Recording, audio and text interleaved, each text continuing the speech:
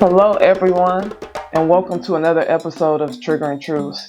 This is a new series, and in this new series, I really want to talk about historical facts. I really want to bring to you guys history. And I think a man who does not know himself, or a woman that does not know herself, a person that does not know thyself, cannot advance in this world, right? So those who have history that is suppressed are those that are going to be conquered. And we've seen that. And if we go back into history, right, the only thing that they teach us is about American history, right? European American history. They only tell you about when you were conquered. They never tell you about before you were conquered. You have to understand that our ancient sources were very clear that in that northern part of Africa, that's where Ethiopians lived, were indigenous to. That means there were black people there. But also the people that we refer to now as either Nubians or Cushites, those were also called Ethiopians by our Greek sources. And they were in Egypt, and they controlled Egypt for various times. And we actually have a lot of evidence, if you put Egypt into its African context in antiquity, its vision is not to the north, right? It looks to the Nile and to what we would call south, right? To the upper Nile, the upper Egypt. They say history is written by those who conquered. What about who you were before you were conquered? Because history today is Darwinism. Scale of superiority or inferiority, right?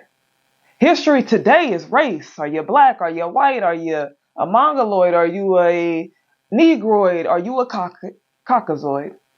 Right? But before any of that structure, that social construct, you were kings, you were goddesses. So in order to rise, you must know your history. And in these new episodes, I would like to bring us that. I think that this world is a big ball of energy. And if you've seen, there has been a decline of energy year in and year out. I think that we control the narrative. I think that we control the culture. If you look around the world, we are a big influence on people. And when I say we, I mean copper-colored, melanated Aborigines. I mean from Australia to China to Egypt to the Americas. I mean all the world and everything in between. And I think that it's important that we understand where we came from so that we will know our ancestral ways and so that we can rise above the system. So today we are here, and in these next two episodes, we will talk about where we came from, the roots. We will start in what they would call the motherland. And we will talk about the parts of the motherland that they try to separate from the motherland. And that's the ancient civilization of Egypt. But before we get into the conversation, we have to ask ourselves some questions. Those questions being, and these are questions that I ask myself when I go into my studies, right? Do you believe that life started in Africa? There are many theories, right? People have many theories. So you have to ask yourself, do you even believe that life started in Africa? Then you have to ask, if you don't believe that, do you believe that life started on multiple continents? If the first humanoids were black, copper-colored individuals, wouldn't that make richly melanated people the indigenous people worldwide? If your ancestors were the first people in the world, humans, H-U-E, humans, then doesn't that make you an aborigine to the world? in every landmass that you touch? How were others created, right? When you talk about other ethnicities or races, I won't say ethnicities, but we can say ethnicities because we can break them down to ethnicities as well. Because Mongoloids have many different ethnic backgrounds within, right? How were they created? Are they hybrids? Did they evolve into these people? What's your theory on that? And then why don't others catch flack, right, that American copper-colored Aborigines catch, right? So when you say, I'm not from Africa, I'm not African, you're practicing self-hate. But when you don't hear that about an Aborigine, you don't hear that about Jamaicans, right? You don't hear that about people across the world when they don't say, I am Jamaican African. I've never even heard of an African Jamaican. I never even heard anybody that term before, right? I've never heard an Aborigine say, I'm African. I've actually heard them say something else, and we'll get into that. And then also, last question, who taught you the history that you know today? Did your conqueror teach you about yourself? Because how can those who claim they hate you teach you about yourself? And a lot of us believe it. A lot of us go with their theories. So those are the questions that I want you to ask yourself as we enter the roots.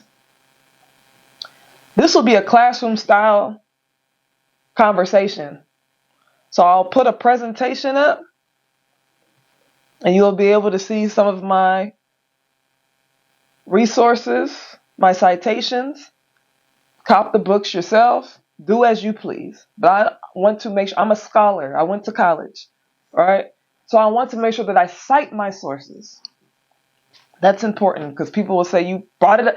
Today people will say you came up with this information out of thin air if you do not cite your sources. Even if it's factual. People will say that today, they'll say, no, I have conversations with people on the internet and they'll be like, the reason why Egypt or the paintings look like that because over time, well, why is some of the picture black and some of the pictures white? Doesn't make sense to me. That you're telling me that over time it changed colors, but these colors didn't change, but these colors did. Who are you trying to fool? 1,000 years from now, they will say that you're AI, that you never existed. So don't come talking to me about any of that. I don't want to hear that. Because people try to refute the information with emotions. Don't come to me with emotions. That's why I like to cite my sources. This is what your ancestors wrote. I like to pull from caucus scholars. Right? I do pick from some historians that are melanated as well because, like I said, sometimes the people that conquered your people cannot tell you your history. So you have to go back to the people who are actually visiting these lands, and they probably are going to be your people. So back to roots. If you see, I have many flags amongst many people, right? And these are just some of the lands that have indigenous copper-colored people, including, but not limited to, Australia, Brazil, the Dominican Republic,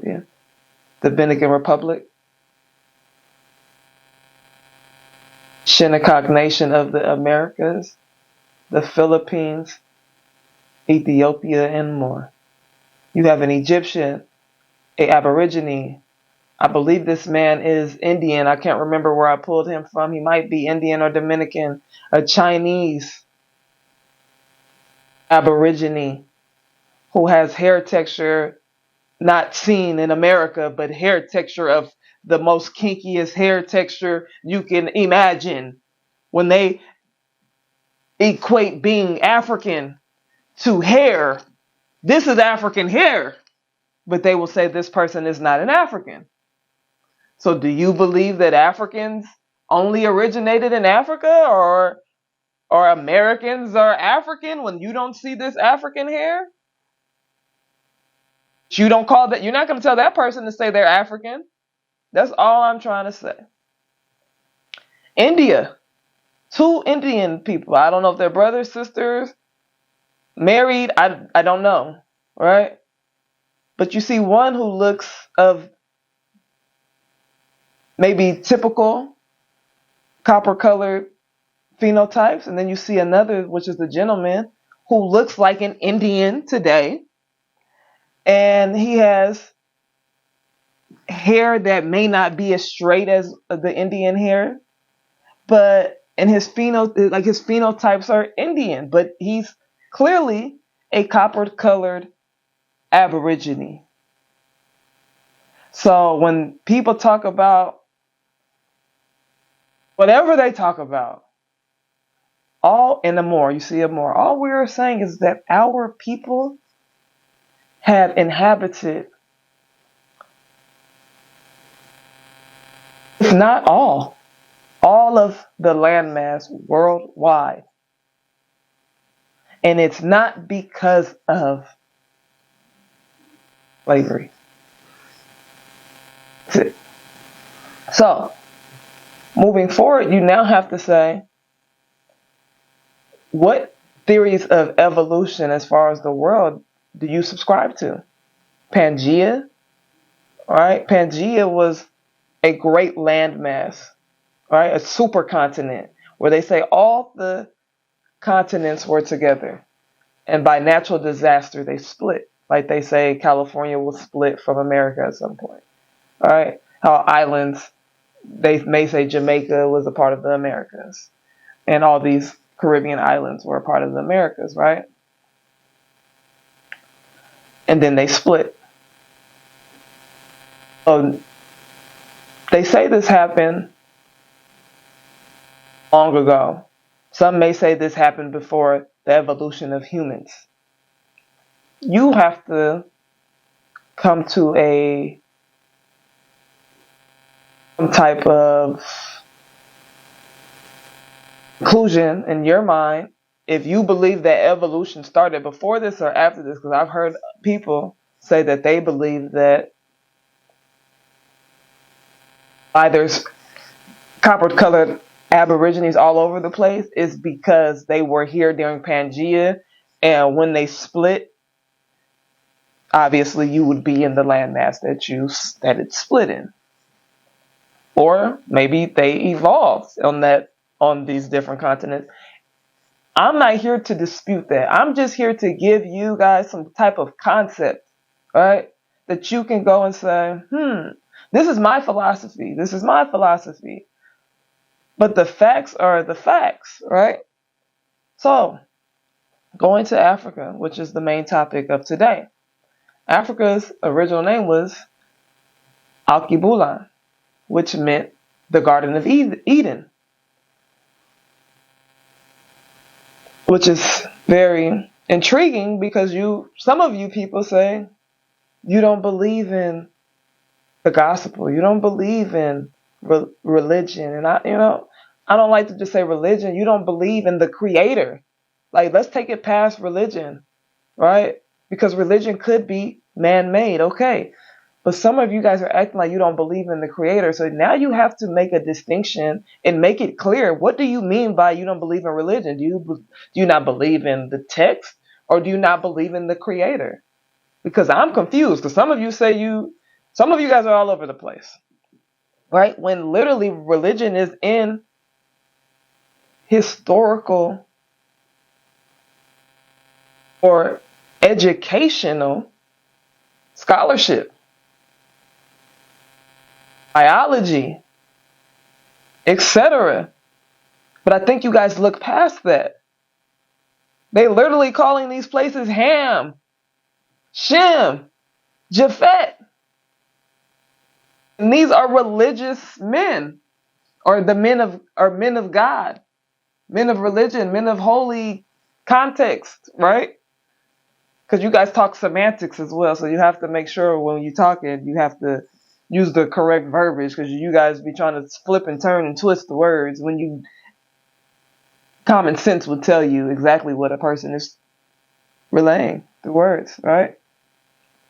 Today, Africa is called the garden, or today, instead of alkebulan, right? Alkebulan today is called Africa, which means the mother of mankind, and that was changed in the 17th century. So, President Nixon, on his journey to Africa, the motherland, the Garden of Eden, right?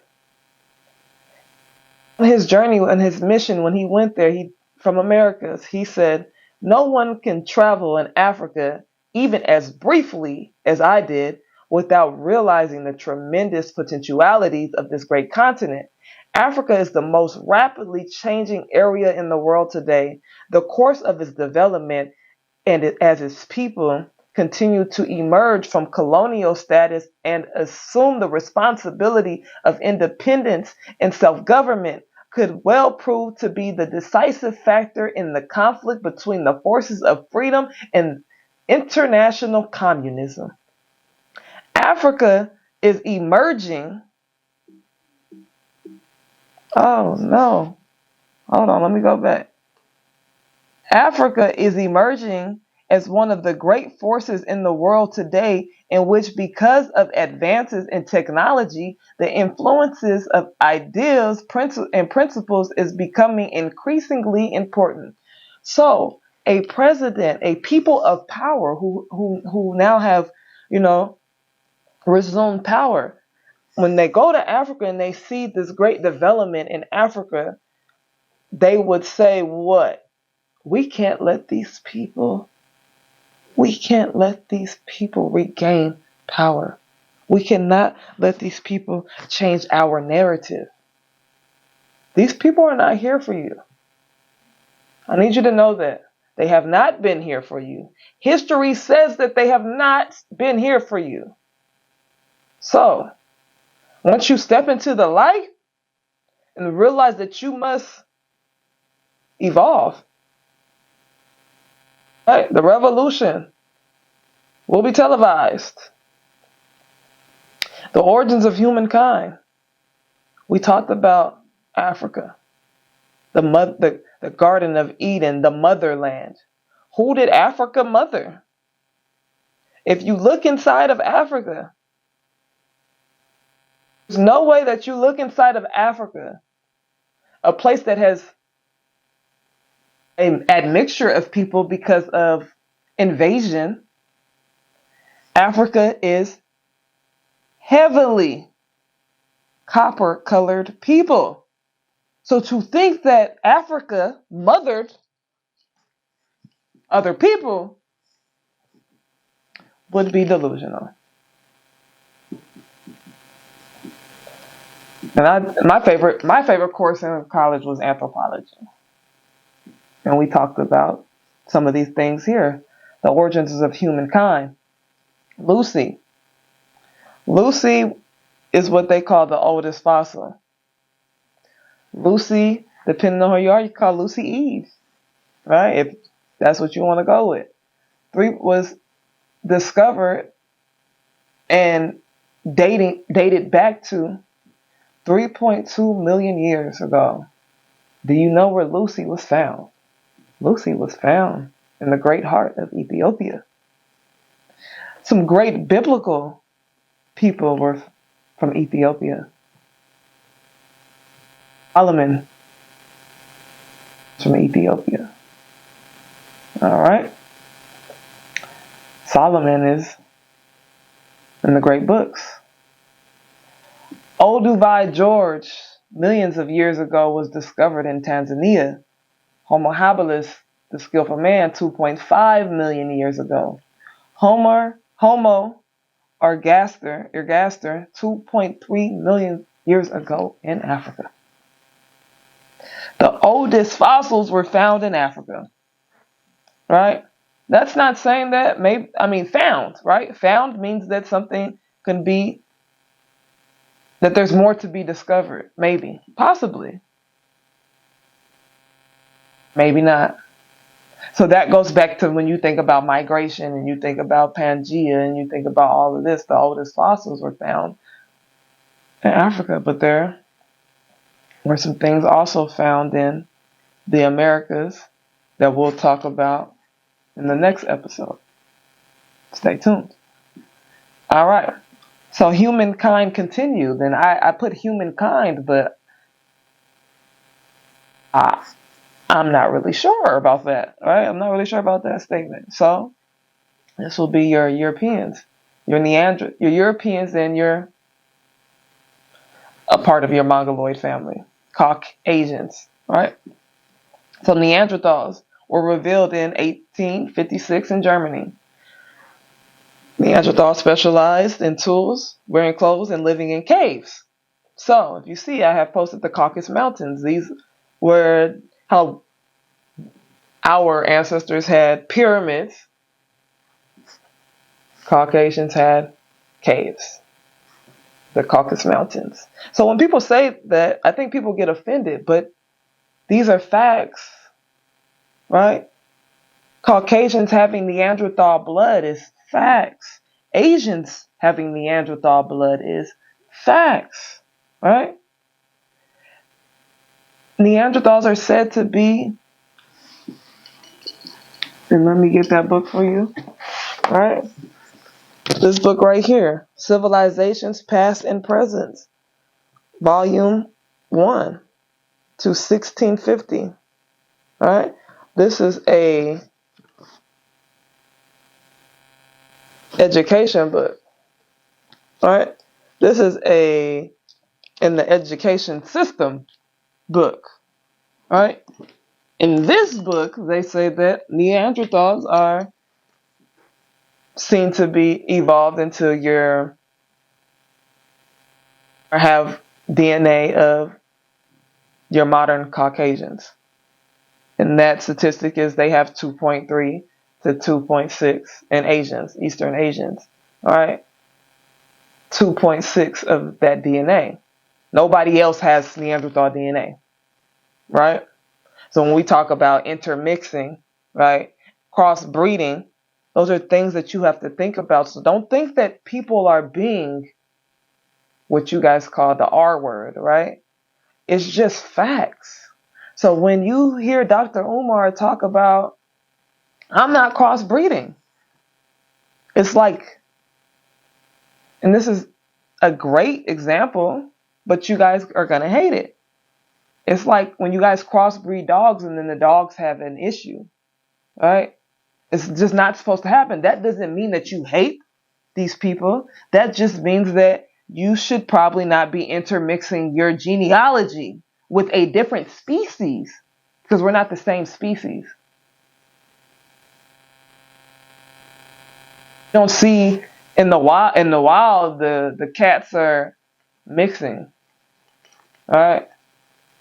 I'm just saying. Or other species are mixing. I'm just saying. It's only here in this wild, because this is wild too.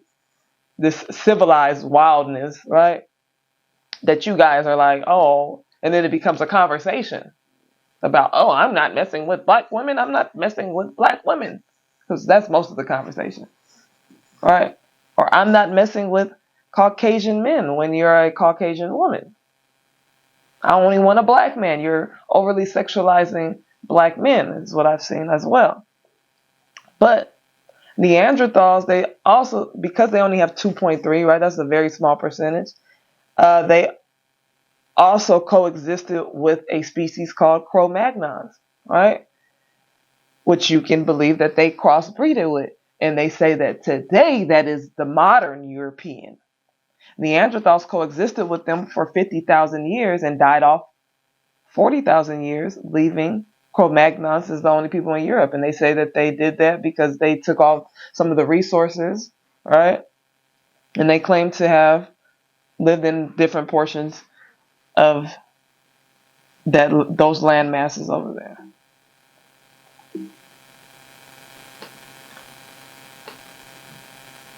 All right, so now we have to define territory, right?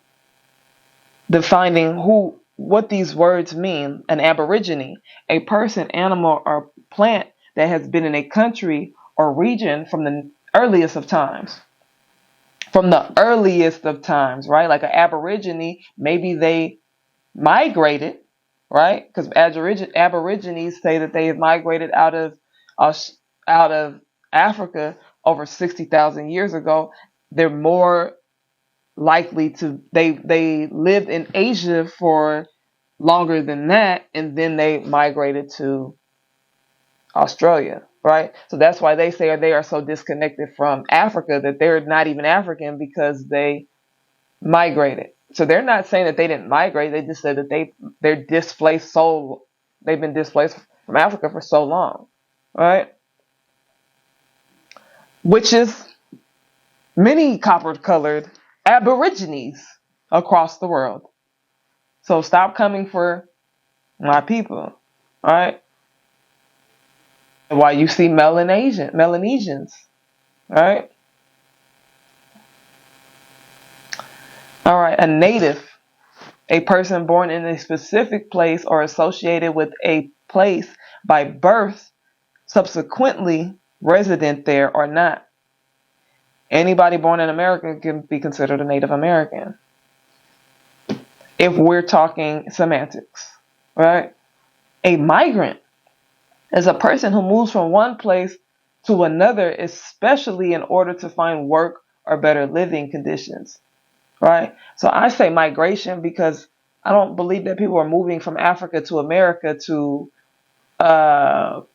Australia to China to all over the world in ancient times for work. We're just moving, repopulating other nations, right? A settler, a person who moves with a group of others to live in a new country or area, so they can be seen as maybe settlers. But a colonizer, which we're mostly going to be talking about, is a country that sends settlers to a place and establishes political control over it. So we've seen that happen in America. We've seen that happen in Africa. We're seeing that continuously happening in Africa, right? America has been already colonized, let's be real. We're seeing that happen in Africa by 2, maybe 3 kinds of people. The Europeans, the American Europeans, and now today, we're talking about today, right? Chinese. But in ancient times, there was some stuff going on too. So ancient civilizations on that motherland, because you have to go to the map, right? The map of Africa was not all of these countries. I mean, none of these maps were all of these countries. If you go to ancient maps, right? It wasn't all of these countries. Africa is a continent. We understand that, right? But Africa was not all these different countries. And you guys have to understand history. You have to understand present. You have to understand history, right? Wasn't people running around talking about, I'm from Algeria, I'm from Angola. I'm Angolan. That wasn't that, right? So early ancient civilizations in Africa included Egypt, Sudan, Ethiopia, which was called Abyssinia and changed to Ethiopia. Okay? Or another name for Ethiopia. In Egypt, this is one of my sources, a great source of mine, which is the destruction of black civilization, great issues of race from 4500 BC to 2000 AD by Chancellor Williams. I don't like when you see black scholars, people say they're pseudo. They're pseudo. These people have studied facts. These people have been all around the world, 52 countries. All right? And I'm not talking about Africa, around the world, and studied the culture and read in these libraries and were professors, some of these people. And for you guys to discredit them, because you're only discrediting them because they are copper-covered aborigines, it has to stop. It has to stop. So, on page 18 of this book, Chancellor said, Egypt was once all black and the name was derived from blacks. Images that I reproduced were given to me by the great Dr. Asa G. Hilliard III. I consider Asa Hilliard one of our greatest living scholars and one of our greatest educators, and he shares stuff. He's down at Georgia State University. He's a Fuller E. Calloway professor in Atlanta. And the thing about Asa that I like, one of the many things about him that I like, is he might be showing a picture. And I'll say, Asa, that's fantastic. You want a copy? And sometimes we'll actually give you the original. That's a rare scholar. Now, these are from Dynasty 17 and 18. And these are Africans who have died, been mummified, the mummies unwrapped and photographed. So here's one. Next. Let's go to the next one. One more. And let's do the next one. Now, can you look at these and come to any other conclusion about the ethnicity of these folk that are on this screen? But the children laugh because they're not used to seeing that. Next. This is an image of a warrior king.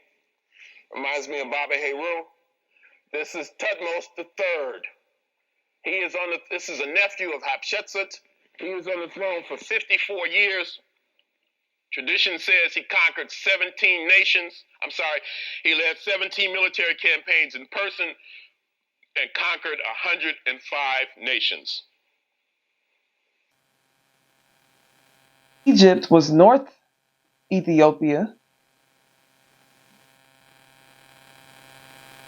The southern part, so the northern part of Ethiopia was part of Egypt, and the southern part of Sudan was Egypt. All right? Ethiopia was 3/4 of Egypt. And you'll see it's separated by the cataracts. Right? At some point, 3/4 of the continent's landmass couldn't support life because of the vegetation. Europeans came and seized the rest of it. This is a great quote. Until blacks everywhere begin mass organization for mass education, for the masses, the system is so structured worldwide that blacks are forced into conditions that even lead to genetic inferiority. There must be a breakthrough or there will be a gradual extinction. And you see that today. That's why I talk about crossbreeding. You are literally whitewashing your genealogy. You are literally killing your genealogy, your ancestry. This is important. You have to understand the agenda behind it. It's an agenda behind it. You guys are falling for the trick bag and don't care. We're not even going to get into the phenotypes that are crazy that you guys are falling for.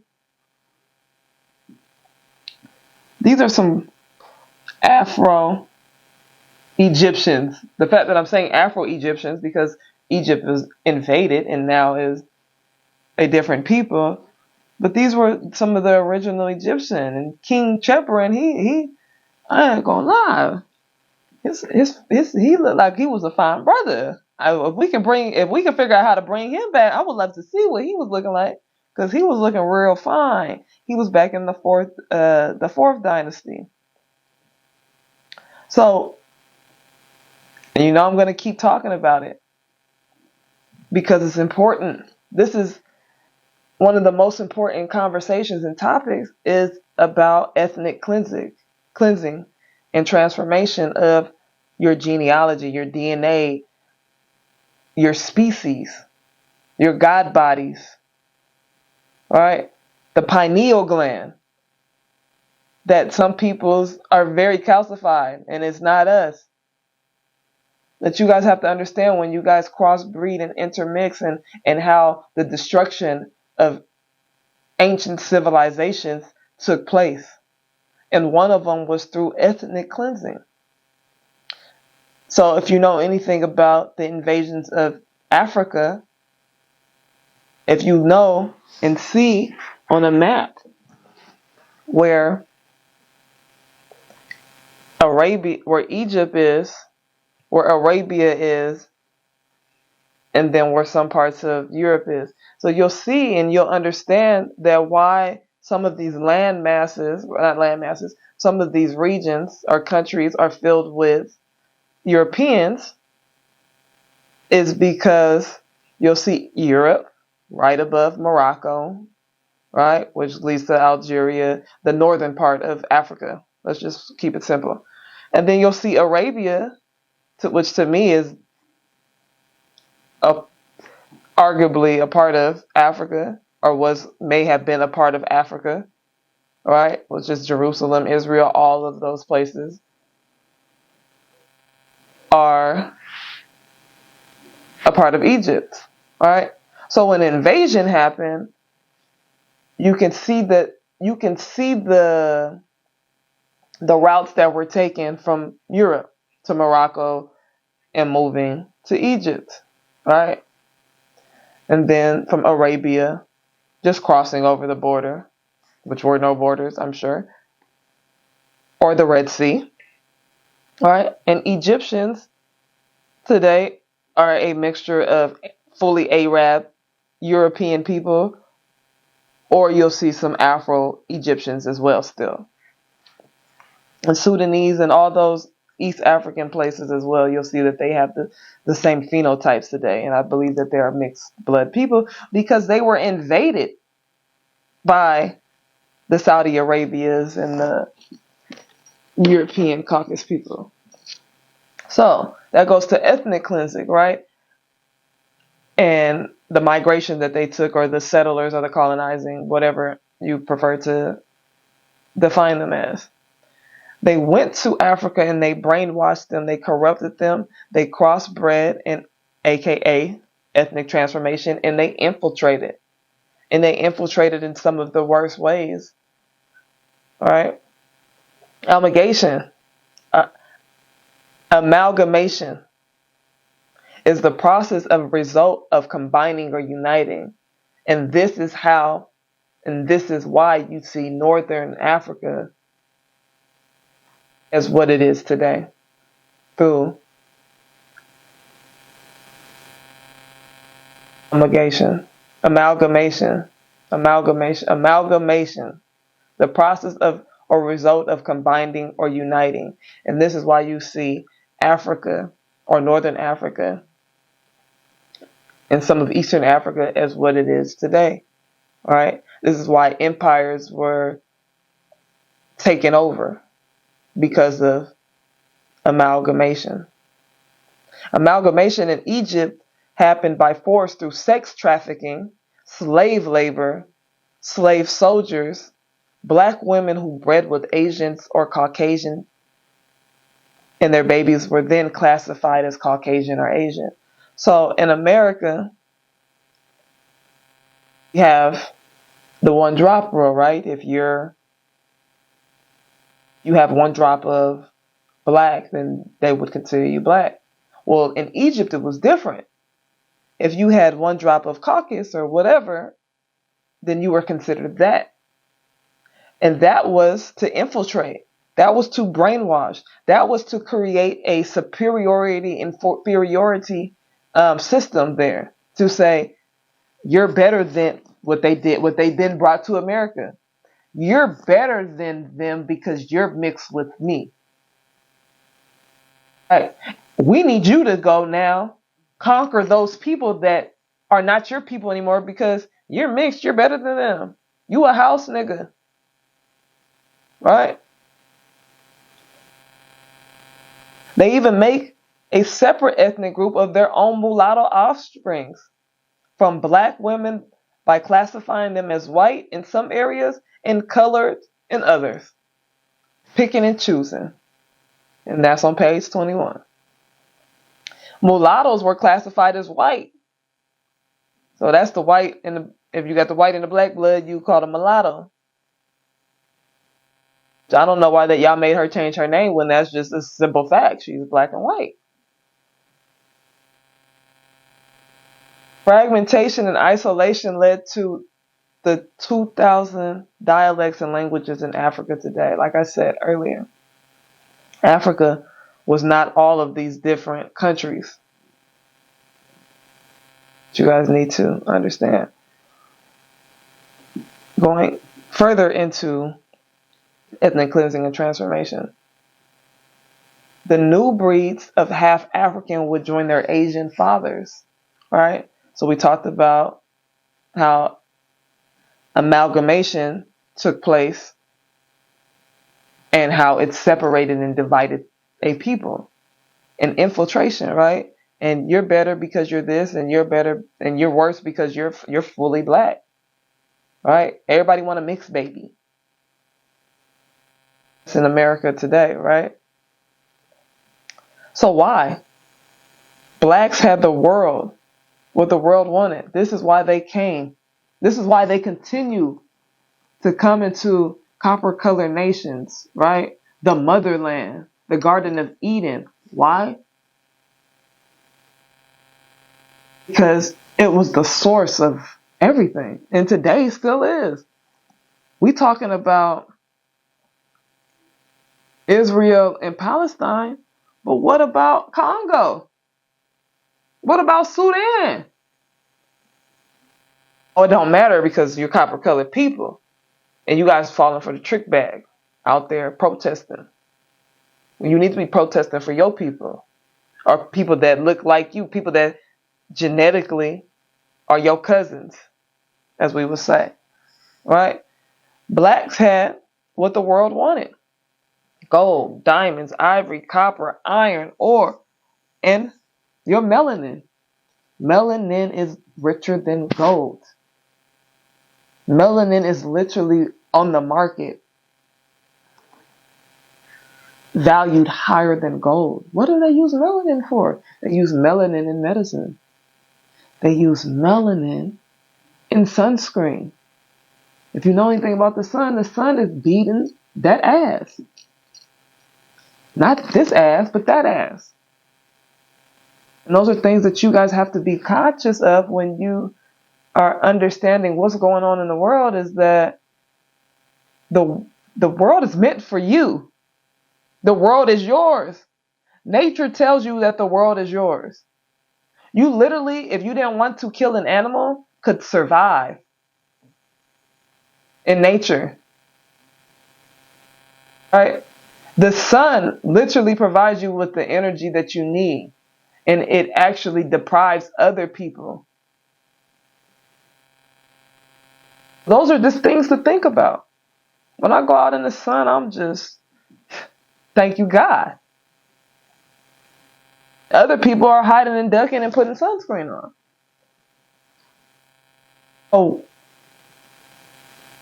you see today, they're using us against each other, right? We start turning against each other because of the dynasties or the crossbreeding that they've created. And then they started doing things like they do today. Well, we're going to make you our slaves, and you have to go now dig this gold and mine this copper and cobalt and everything else, right? The Islamic ideology and practice were introduced. One brotherhood, intermarriages, and concubinage was with African women due to Muslim system of polygamy. One thing I will say about religion is what I've learned. If you watch, I believe that we were in connection to source without text, even though I read the text. I believe I've seen in nature, even in the Americas, we have prayed before they brought a book.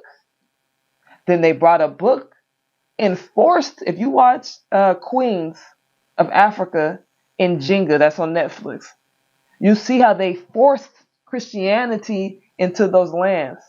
That's the only way that they would not conquer or enslave your people, is if you accepted Christianity. That's what they tried to do in the Americas as well. All right? Christopher Columbus was on multiple missions in America. Let's keep it a buck. So how did all black Egypt become white Egypt? Note, at this point, that mulattoes were classified as white in Egypt. All North Africans in the Middle East, a fact that confuses blacks in the United States, where the very opposite policy was adopted. Right? When I told you the one drop rule versus over there, if you had one drop, you're coming with us. You're not going with them. What were some of the specific details in the process that so completely blotted out the achievements of African race from the annual histories? Just how could this be done on a universal scale?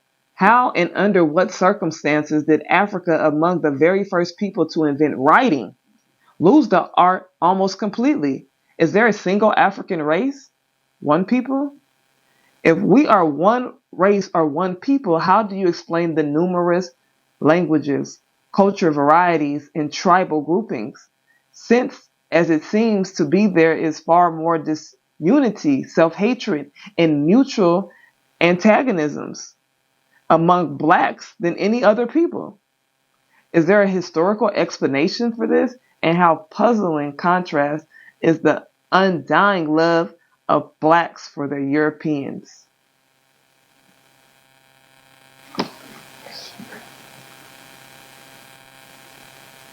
So you'll see here a group of Egyptians today, right? A group of, and you'll see some people in Egypt, they got them afros. Some of them Arab Egyptians, they got them afros. Why you think they got those afros? Amalgamation took place at some point. Then you'll see the inscriptions. I mean, the inscriptions, the people in Egypt had locks, they had braids, they had waves, they had big, fat, juicy noses that they be talking about us about. That's why they chopped them off. They got big old watermelon lips, because I love my watermelon, like they talk about, like that's supposed to be such a bad thing. Like, baby, one thing I look at when I look at my people, I say, oh, you got some nice lips. Look at you. Right? So here's another picture of some Egyptians. One is a mummified Egyptian, and if you see this man, I mean, there's just no denying this Africanism, right? He looked like he had locks, like he was starting to lock up, or he just had very coarse hair that looked like not locked because they were kind of matted.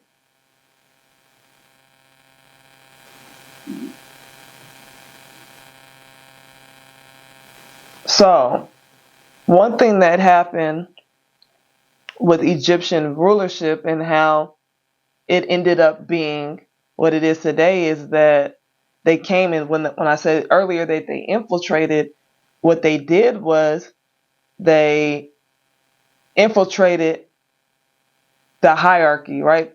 The kingdom through the matrilineal line.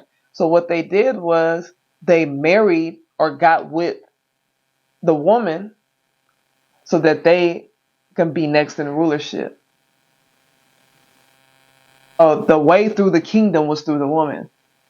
So they would crossbreed and amalgamate with the African queen or princess, and then they would work their way up the ladder, and then they would flush out the lineage. And that's why you see the Arab, and they say they're Arab Egyptians. They literally call themselves an Arab empire. And that's how you know.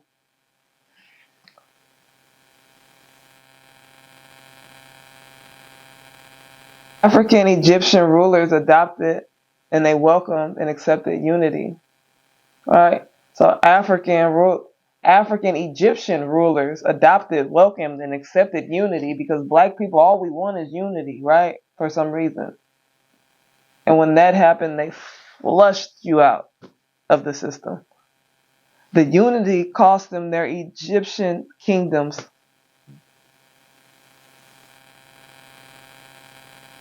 The way through the kingdom was through the matrilineal lines, which I said. Asian, Arabs, and Europeans would strategically go after the Egyptian princesses so they can enter the kingdoms one day as king.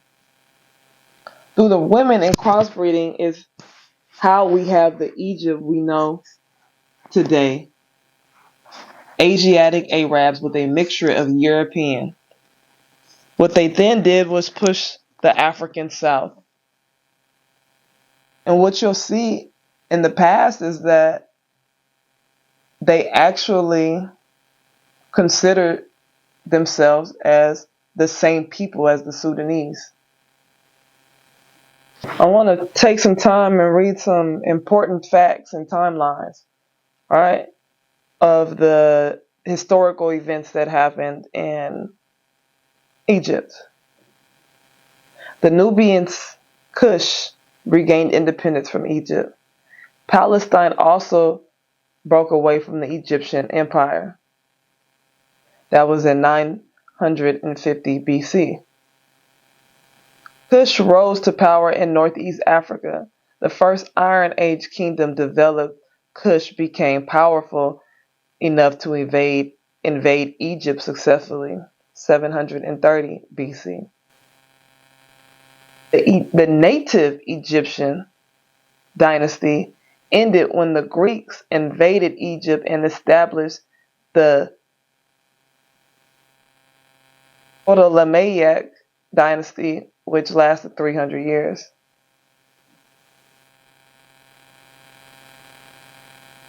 The Romans conquered Carthage and began their control on the coastal part of North Africa.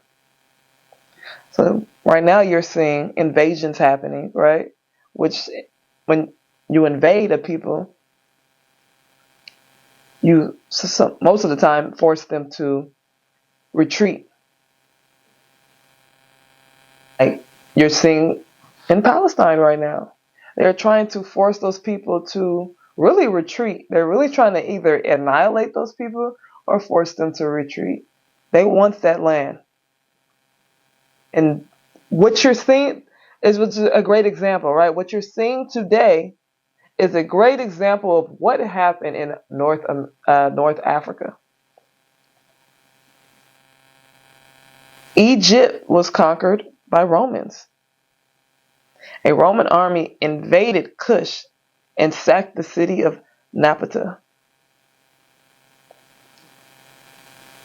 640.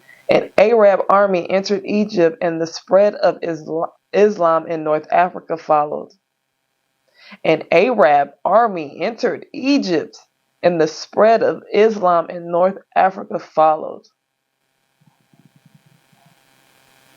You can fight that Sudanese people and Egyptian people are one and the same people, but then say that Egyptian people were not African, ancient Egyptian people.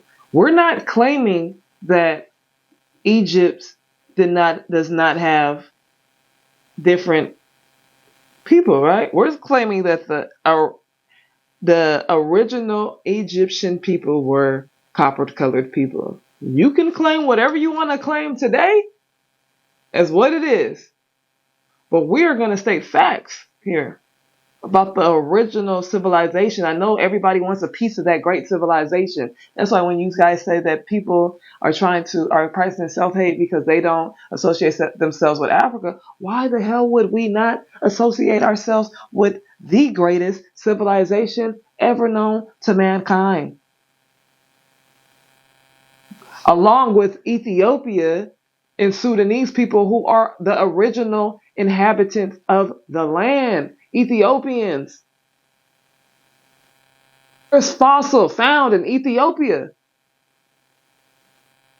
Arguably the mother, Eve, Lucy, whoever, whatever you subscribe to. Why would we be so gung-ho to say, no, I'm not a part of these people? That's not me. That's not me. All right.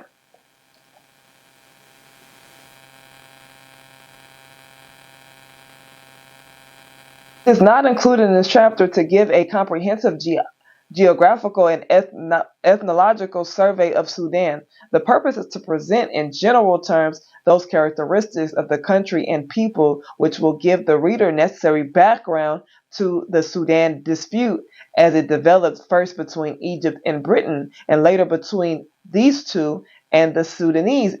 Egypt claimed in the latest phase of the dispute that geographically, culturally, and racially, she and Sudan were one and the same country, and therefore demanded that Britain immediately withdraw and agree to a permanent unity of the Nile under the Egyptian crown. So the inhabitants of the upper part of the valley could share the aspirations and prosperity of their more advanced brethren in the lower part. Well, even with all of the discretion, these people were still trying to unify, right? Even after the conquering and the invasions, these people were still trying to unify and let these people know we are the same entity. After they've invaded, now Britain's coming in trying to, you know how Britain does, if you know anything about Britain, they try to come in and take over too with their European brothers and sisters. Egypt is saying, no, you can't do that because you're only trying to take this land, but our Sudan, they're our people too. Let's not get it twisted.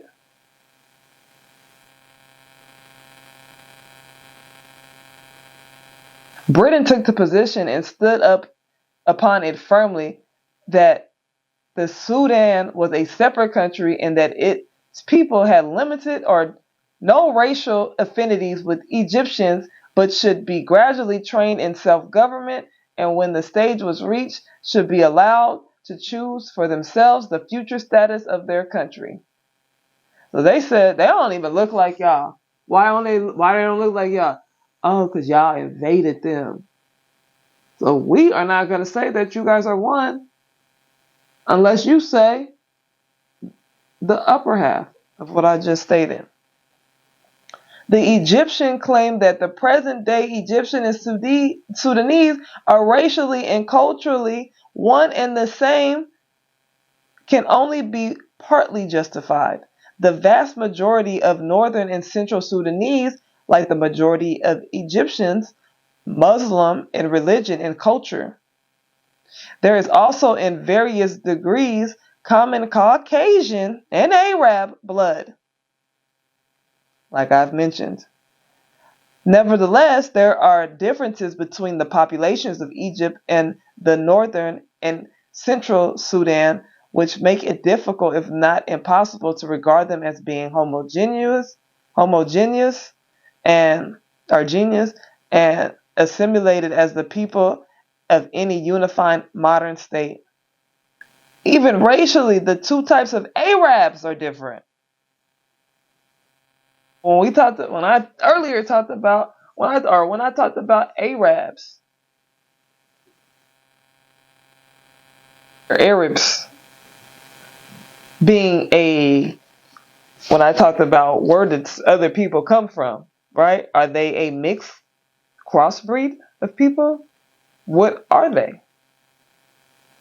Even racially, the two types of Arabs are different. The Egyptian Arab is a blend of ancient Egypt, Caucasian, Arab, Turk, Georgian, Albanian, and many other elements which were introduced into Egypt.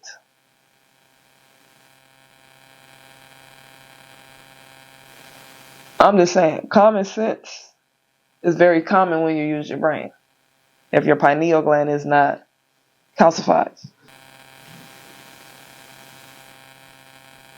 So it's important to recognize the great impact that Africa as a whole has had on the world, right?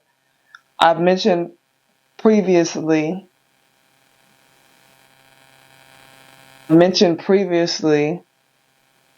the landmass of Africa and the people of Africa were not always separated by, all of these countries. And it's important to recognize that so that you can recognize that a people are a people that have been separated. They have been invaded.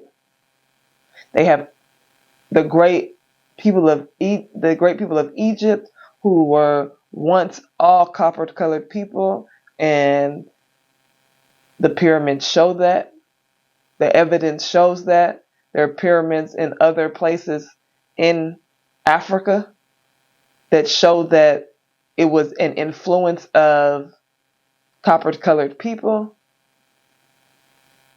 and they were once invaded, or they were then invaded, and we see what's happening across the world, and history continues to duplicate, replicate, and repeat itself. Particularly since that, right, Herodotus tells us that he says the Ethiopians and the Garamantes are indigenous to North Africa, and that, of course, the Phoenicians and the Greeks are not. But he makes it very clear that people he called Ethiopians are indigenous to North Africa and Northwest Africa in particular, right? But they are not sub-Saharan. So I constantly, what is the obsession that people have with this idea of sub-Saharan, that whenever they ask any question, what they're trying to do is prove that sub-Saharan Africans aren't part of the ancient Mediterranean world, which we know is false. Not only do we know, of course, that people that we would call quote-unquote sub-Saharan Africans ruled Egypt before the Persians got there, among others, but that they have this continual culture that runs up and down the Nile. And we know from our ancient sources that they believed very firmly, and they interacted with what in the area that they called Libya, right? So ancient geography, Herodotus separates. There's a big geographic debate in the 5th century, right? So I understand. I'm going to be honest with you. There's people that say that black people are practicing inferiority. Some black people are definitely practicing inferiority. The ones who do not know where they come from are practicing inferiority, right? What you guys are doing, you guys are whitewashing history, some of you. So we present facts, you present emotions. What I was going to say is I understand. If somebody told you that you were the superior being and then you found out that shit ain't yours, you actually are whitewashing and infiltrating, lying. I understand how much the ego, because you're ego driven, how much that will fuck you up. I get it. Trust me, I get it. But I would not be here unless I was presenting facts. Your history books, from your scholars, from science itself. So it's time to follow history. You followed the invasions. I gave you some of the invasions that happened. So do you think these people were invading their own people? No, they were invading another people and colonizing, just like they did here in my country, the Americas, all over the world. And it's time for us to, stand on our truth and stand on business. I'm standing on business for mine. Because I believe that half of you guys' statement is true. That some of my people are practicing inferiority. The ones that are destructive. The ones that aren't have risen in their truth. That's the difference, right? The ones that are practicing truth are not practicing inferiority complex. The ones that are practicing destruction and demise are the ones that are practicing inferiority. All right? I'm not saying that you're inferior. I'm not saying anybody's inferior. I'm standing on truth. And it's time that you do too. I want my people to rise up, because you have to understand, people, all people, that until my people rise up, the world will be in shambles. And the people, a lot of you are civilians. Most of the people that view what we put out as historians or, scholars, researchers, civilians or agents. You're either a civilian or an agent. If you're a civilian, which means that you're just a regular person like me, right? Even though I'm heaven sent. You're just a regular, everyday, 9 to 5, 5 to 9, whatever you do, person. So you should want everyone to rise up so that we can rise up out of our situations worldwide.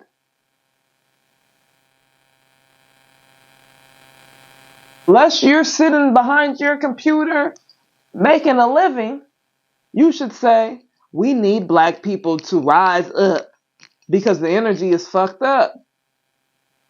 And if you realize that we control the masses, our culture controls the masses. When we talk about sports, when we talk about entertainment in general, we are at the top of we are the reigning champs out here. So until we rise up and educate ourselves, then we will control a demised culture. And if you know anything about invention, you know that our people have invented a lot of things that you use today. So you might want us to rise up so we can use our brain to invent some more shit.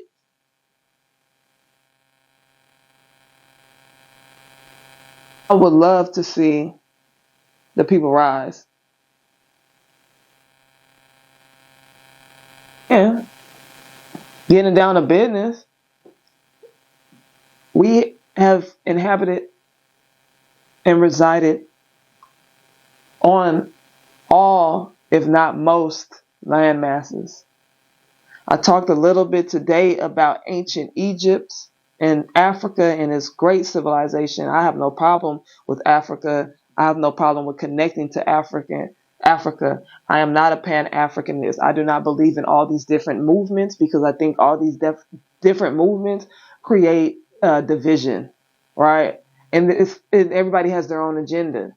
Pan-Africans will not acknowledge that American copper-colored people have been here for long before Columbus. And when I say American, I mean all through the Americas, from north, central to south.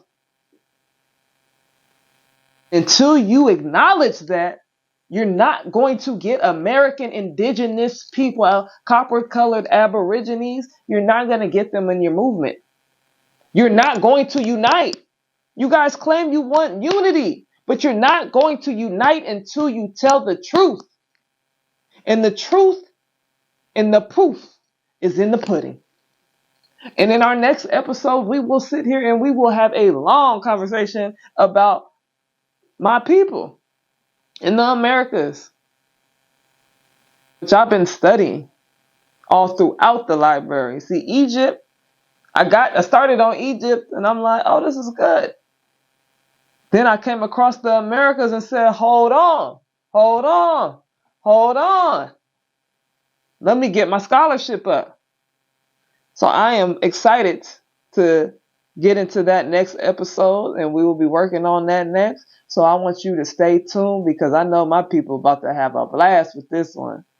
So to all of my copper colored, if you're a Hamite or an Israelite or whatever you subscribe to, I want us to rise as a people because we just need black unity, copper colored unity. I don't give a damn where you're from, what tribe you're from. Because you see that they work together even though they may not be from the same tribe. Let's say they from different regions, American, Europeans, and you got Russians, and you got Arabs, and you got these people, and these people, they have the same agenda. And they be working behind the computer or working behind the scenes, working together. Be beefing just like we be beefing with each other. But they be getting the business. It's time for us to get the business, folks. Stay woke. Wake up. Peace. Triggering truth. We on one. Tease with me. I'm snatching chains and burning tattoos. It's up.